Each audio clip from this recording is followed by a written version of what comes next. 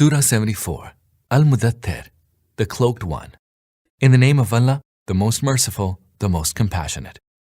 O you enveloped in your cloak, arise and warn, and magnify the glory of your Lord, and purify your robes, and shun uncleanness, and bestow not favor in order to seek from others a greater return, and persevere for your Lord's sake.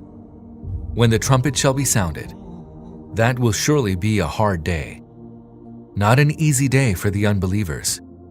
Leave me with him whom I alone have created, whom I have endowed with abundant riches, and sons ever present with him, and for whom I have smoothed the way to power and riches, and who still greedily desires that I should bestow upon him more.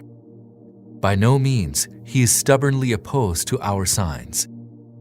I shall soon constrain him to a hard assent. He reflected and then hatched a scheme. Ruin seize him. How did he hatch a scheme? Again, ruin seize him. How did he hatch a scheme? He looked at others, then frowned and scowled. Then he retreated and waxed proud, and said, "This Quran is merely a sorcery of yore. This is nothing but the word of a mere mortal. Him shall I soon roast in hell.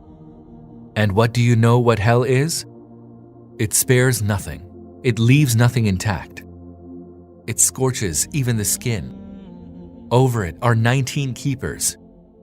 We have appointed none but angels as the keepers of the fire, and we have not made their number but as a trial for the unbelievers, so that those who have been endowed with the book will be convinced and the believers' faith will increase. And neither those who have been endowed with the book nor the believers will fall into any doubt. As for those in whose hearts there is a sickness, as well as the unbelievers, they will say, what did Allah aim at by this strange parable? Thus does Allah let whomsoever He pleases to go astray, and directs whomsoever He pleases to the right way. And none knows the hosts of your Lord but He, and hell has only been mentioned here, that people may take heed. Nay, by the moon, and by the night when it recedes, and by the day when it dawns with its radiance.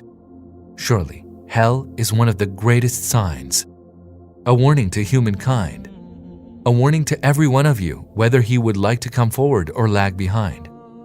Each one is a hostage to one's deeds, save the people of the right hand, who shall be in the gardens and shall ask, about the guilty ones, what drove you to hell?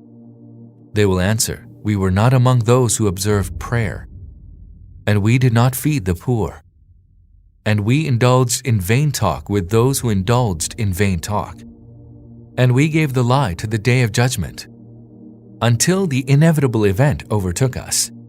The intercession of the intercessors shall then be of no avail to them.